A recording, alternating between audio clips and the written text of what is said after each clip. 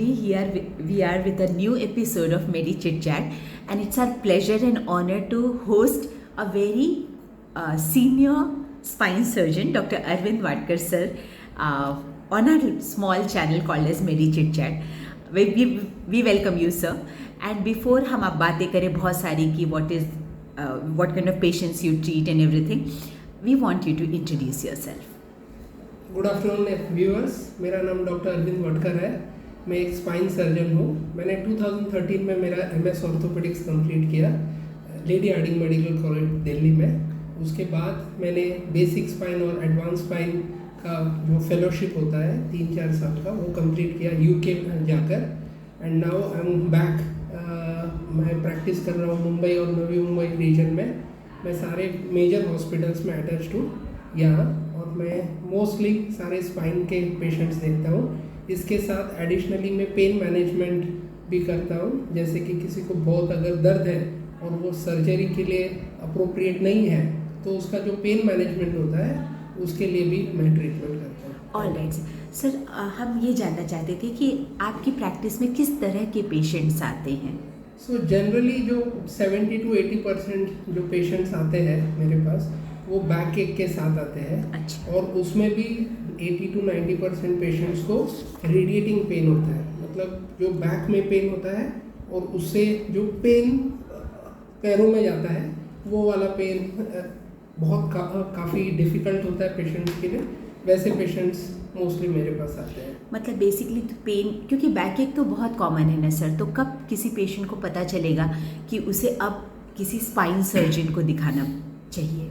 So basically जो normal back एक होता है हर एक को होता है। जनरली फीमेल्स को पीरियड्स के टाइम होता है, या आपने कुछ ज़्यादा काम कर लिया तो आपको पेन हो गया। बट ये जनरली जो पेन होता है वो बैक में रहता है, वो जनरली लेग्स में जाता नहीं है। बट अगर आपका पेन बैक में है और लेग्स में जा रहा है, अच्छा। या बहुत ज़्यादा बैक पेन हो रहा है जिससे आप चल नहीं पा रहे हो, और इवन बहुत ज़्यादा है और पेशेंट चल नहीं पा रहा है, या फिर अगर उसने मेडिकेशंस भी ले चुका है वो, तो भी उसका पेन कम नहीं हो रहा और फॉर दैट मैटर बढ़ रहा है, तो फिर आपको डेफिनेटली एक स्पाइन सर्जन को दिखाने की ज़रूरत है। तो सर ये आप लोग मतलब कौन सी इन्वेस्टिगेशंस आप लोग नॉर्मली करते हैं, और कैसे डिसाइड करते हैं कि अब इस पेशेंट को हम लोग सर्जरी के लिए लें या जैसा भी?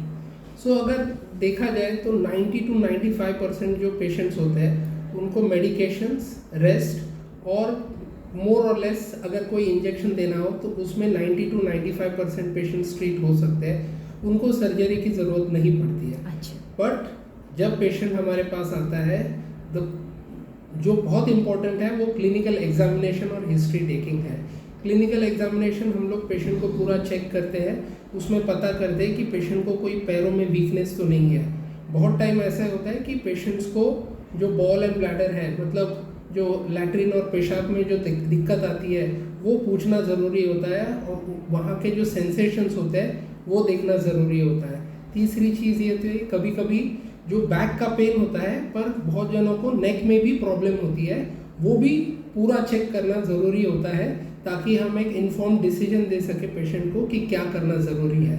इन टर्म्स ऑफ इन्वेस्टिगेशन, एक्सरे का इतना कोई बहुत ज़्यादा रोल नहीं है, अनटिल अनलेस कोई कहीं से गिरा हो और कोई फ्रैक्चर हो। अगर पेशेंट को स्पॉन्टेनियसली पेन शुरू हो गया है तो MRI बहुत ही ज़रूरी होता है। और MRI में हम लोग, मैंने जैसे कहा कि नेक का भी प्रॉब्लम हो सकता है, तो हम लोग एक होल स्पाइन स्क्रीनिंग भी कराते हैं उसमें, और लंबर स्पाइन का MRI कराते हैं। मतलब MRI अभी भी बहुत इम्पॉर्टेंट रहता है आपके क्लिनिकल डायग्नोसिस को वापस रीचेक करने के लिए। एक तरह से हम ये कह सकते MRI हैं बेसिकली इसके लिए होता है कि सर्जिकल प्लानिंग के टाइम, क्योंकि अगर हमने एक डायग्नोसिस बना दिया है कि भाई ये पेशेंट को बहुत पेन है, लेग में भी पेन आ रहा है, वीकनेस है और सेंसरी लॉस भी है, मतलब सेंसेशंस है पैर में वो कम हो गए हैं, तो हमको फाइंड आउट करना है कि कौन सी लेवल ऑफ डिस्क है वो प्रॉब्लम कर रही है। जैसे कि मैं इस मॉडल में बता सकता हूँ, यहाँ दो जो हड्डियाँ हैं इनको हम वर्टिब्रे कहते हैं, और यहाँ से हमारा जो ड्यूरल सैक है वो जाता है, जिसमें सारी नसें होती हैं, और ये नसें ऐसे बाहर आती है।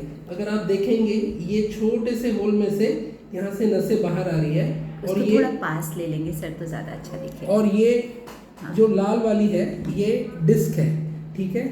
ये डिस्क नॉर्मली हमको स्टेबिलिटी और मूवमेंट के लिए हेल्प करती है, और ये पीछे जो है ये वाली ये जॉइंट्स होती है जिनको हम फेसेट जॉइंट्स कहते हैं। तो जनरली ऐसे मूवमेंट होता है, पर कभी कभी यहाँ की जो डिस्क है वो डीजनरेट हो जाती है, और जिसकी वजह से ये बाहर आती है और यहाँ की ये नस को दबाती है। अच्छा, प्रोलैप्स जिसे कहते हैं हम। ये होता है डिस्क प्रोलैप्स। अच्छा। या कोई बहुत लेमैन टर्म में बोलता है कि गैप आ गया है।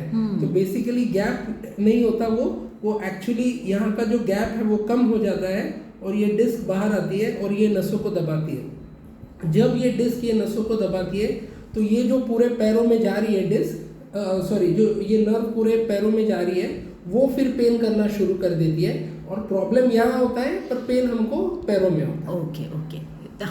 मेरे ख्याल से मुझे समझ में आया, तो बहुत सारे दर्शकों को भी समझ में आया होगा कि एक्चुअली प्रॉब्लम क्या होता है। बहुत बार सर क्या होता है कि आपकी प्रैक्टिस में भी होता होगा कि बहुत सारे पेशेंट सिर्फ अपना इन्वेस्टिगेशन कराते हैं और रिपोर्ट भेज देते हैं, तो सिर्फ रिपोर्ट पे तो ये मैनेजमेंट नहीं हो सकता है ना, मतलब एग्जामिनेशन तो बहुत ज़रूरी है ना ऐसे पेशेंट्स। तो अगर आप देखेंगे एमआरआई हमेशा थोड़ा सा ओवर डायग्नोस करता है, मतलब अच्छा। अगर छोटा सा भी प्रॉब्लम रहा तो एमआरआई में बड़ी डिस्क दिखाई देती है। सो जनरली मेरा और most of the spine surgeons का यही देखना है कि एमआरआई पे ट्रीटमेंट करना, हम हर पेशेंट को मोस्टली फिर ऑपरेट करने लगेंगे, और जैसे मैंने आपको पहले कहा 90 to 95% ऑफ द पेशेंट्स को सर्जरी की ज़रूरत नहीं लगती है। तो ये बहुत इंपॉर्टेंट है कि पेशेंट को देखना।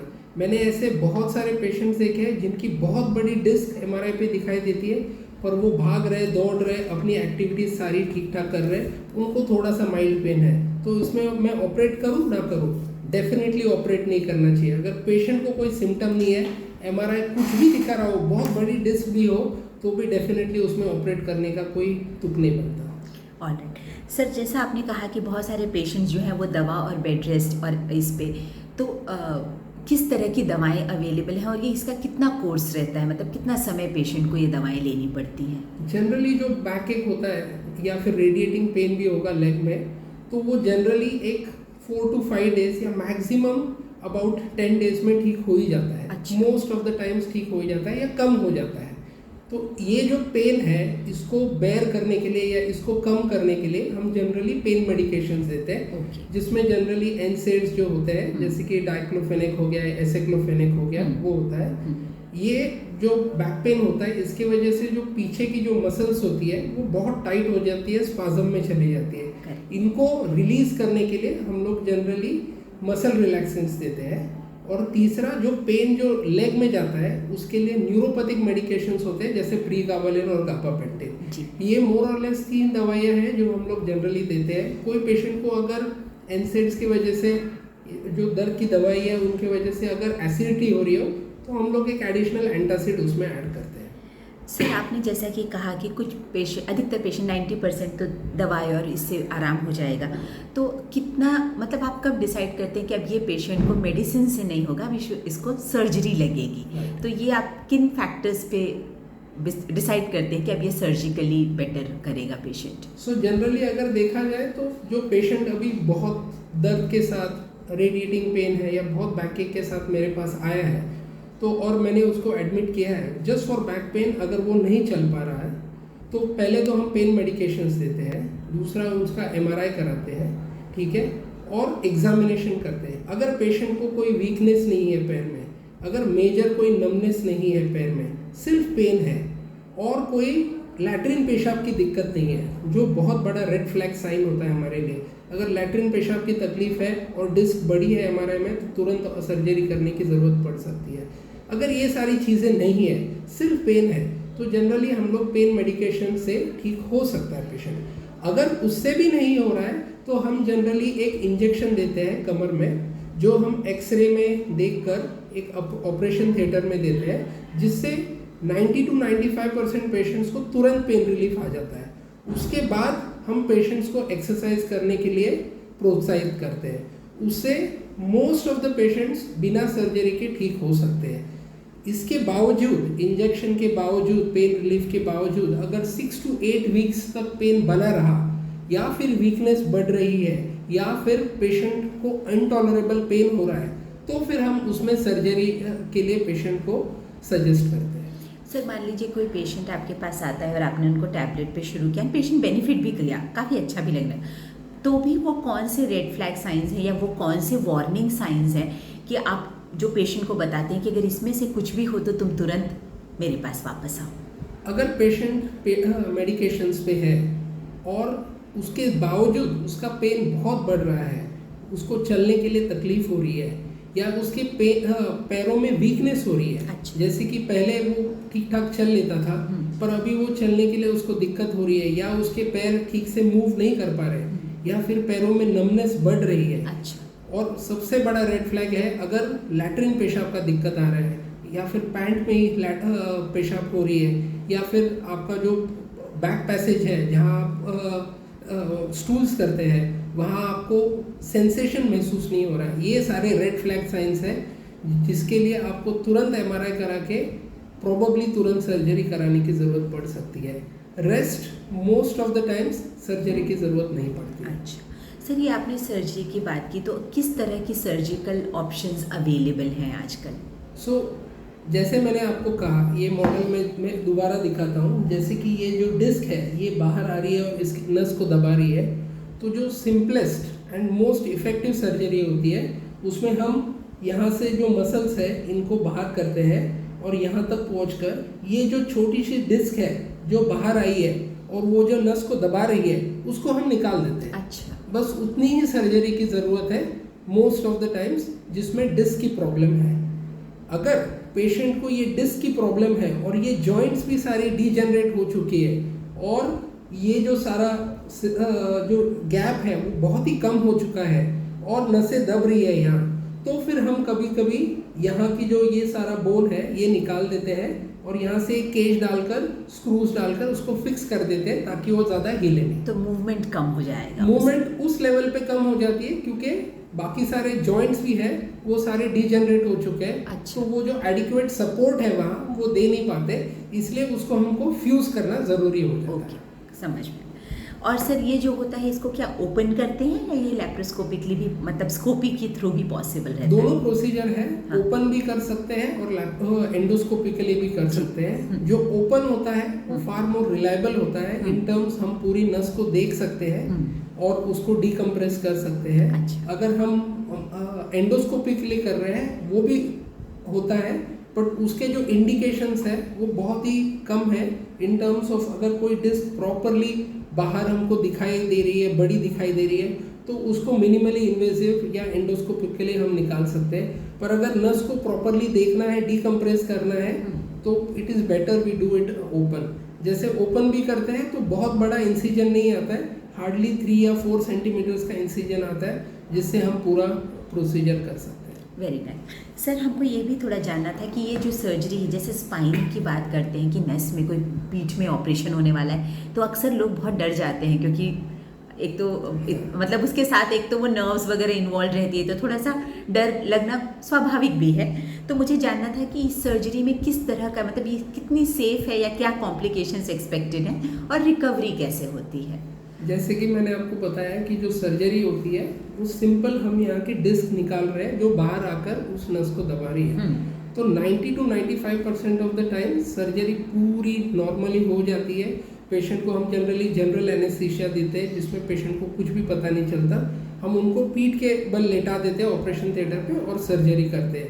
पेशेंट अगले दिन चलना शुरू कर देता है। बहुत जनों को ये मिसकंसेप्शन होता है कि स्पाइन का सर्जरी किया तो महीनों तक लेटना पड़ेगा, ऐसा नहीं होता। हम अगले दिन चला देते हैं पेशेंट को और पेशेंट मोर और लेस अगले दिन अच्छे से चल लेता है।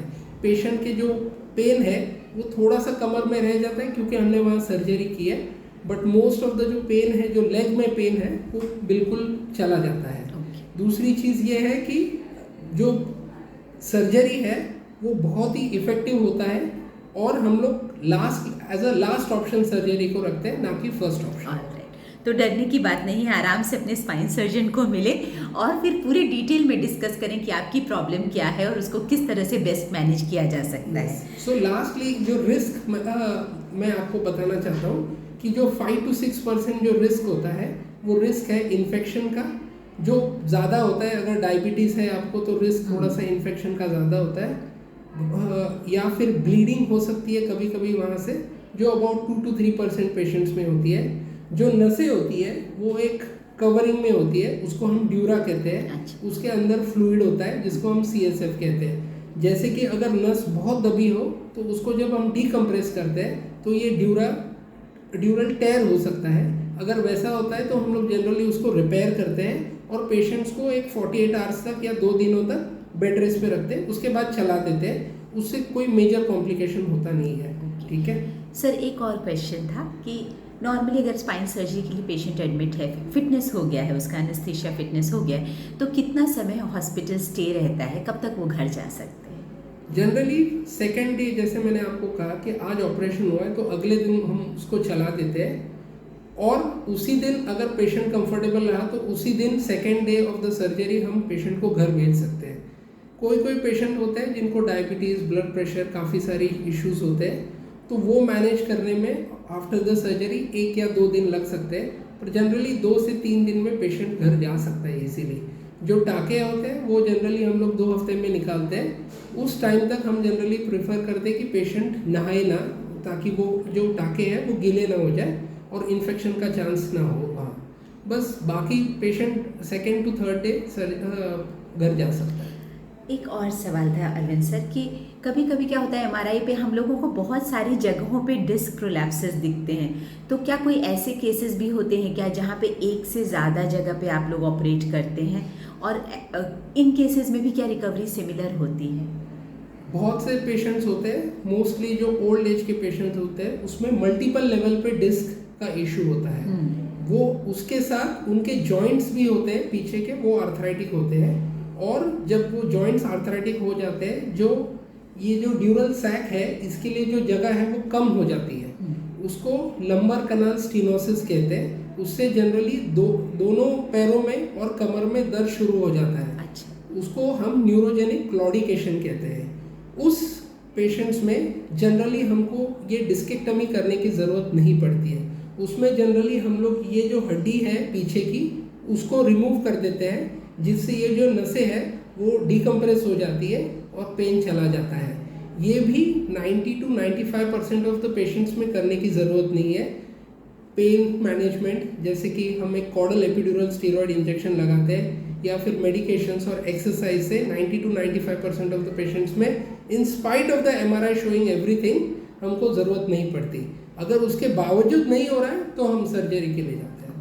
सर, आपने एक्सरसाइज की थोड़ी बात की अभी एंड में, तो क्या कोई स्पेशल एक्सरसाइजेज हैं या कुछ आप बताना चाहेंगे हमारे व्यूअर्स को कि अगर उन्हें बैक एक है तो वो किस तरह का एक्सरसाइज शुरू कर सकते हैं, या वो सिर्फ देखने के बाद ही डिसाइड किया जा सकता है?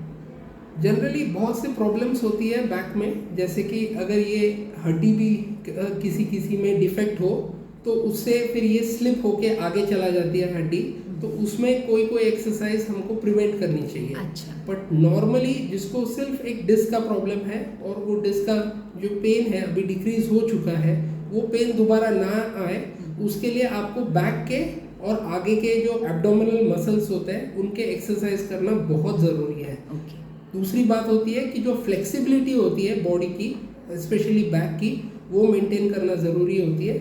जैसे कि पेल्विक लिफ्टिंग एक्सरसाइज हो गया, भुजंगासन एक बहुत अच्छा योगा का एक्सरसाइज है जो आप कर सकते हैं। अच्छा। और तीसरा है प्लैंक एक्सरसाइजेस, जिसमें हम पूरा बॉडी को एक स्ट्रेट लाइन में रखते हैं और अपने एल्बोज और टोज पे आ जाते हैं। उससे आपका जो कोर मसल्स है वो बहुत अच्छे से डेवलप हो जाता है, जो आपके पूरे स्पाइन के आसपास के मसल्स को सपोर्ट करता है और आपके स्पाइन पे कम स्ट्रेस देने की वजह से आपको पेन में रिलीफ आ जाता है। तो मेरे ख्याल से अगर पेशेंट जल्दी जाएं अपने डॉक्टर के पास तो बहुत सारे कंजर्वेटिव एक्सरसाइजेज हैं, दवाएं हैं। हर स्पाइन प्रॉब्लम का मतलब स्पाइन सर्जरी नहीं है, और अगर ज़रूरी है कि स्पाइन सर्जरी से आपको आराम मिलेगा तो अपना क्वालिटी ऑफ लाइफ ख़राब भी ना करें। अगर सर्जरी इज़ द ट्रीटमेंट तो सर्जरी कराने में भी, जैसा आपने कहा कि रिकवरी इतनी अच्छी है, तो सोच सकता है इंसान कि हाँ ये भी एक ऑप्शन है। सर, आपने बहुत कुछ बताया, इसके अलावा कुछ अगर आप अपनी तरफ से हमारे व्यूअर्स को बताना चाहेंगे तो we will be very happy to hear. So basically मैं यही कहूँगा, जैसे कि हमारे प्रधानमंत्री ने अभी शुरू किया है, yoga is exercise for life. Specially आप योगा अगर अच्छे से कर रहे हैं, आप डेली रेगुलर वॉकिंग कर रहे हैं, आप अल्कोहल और टोबैको का जो सेवन है वो बंद कर रहे हैं, या फिर अगर कोई ले रहा है बहुत ज़्यादा तो उसको कम कर रहे हैं, आप वेट रिडक्शन कर रहे हैं, तो उससे जो स्ट्रेस आता है स्पाइन पे, जो नसों पे स्ट्रेस आता है वो बहुत कम हो जाता है। तो अगर आप ये सब कर रहे हैं तो होपफुली आपको एक स्पाइन सर्जन को देखने की ज़रूरत ना पड़े। पर अगर स्पाइन में कोई प्रॉब्लम है और जैसे मैंने आपको कहा कोई रेड फ्लैग साइंस है या पेन बहुत ज़्यादा है, तो don't hesitate to come to a spine surgeon. 90 to 95% of the patients don't need a surgery. Thank you so much, it was such a pleasure talking to you Arvind sir. एक new problem के साथ हम लोग फिर से ज़रूर आपसे मिलेंगे। Thanks a lot. Thank you. Thank you so much.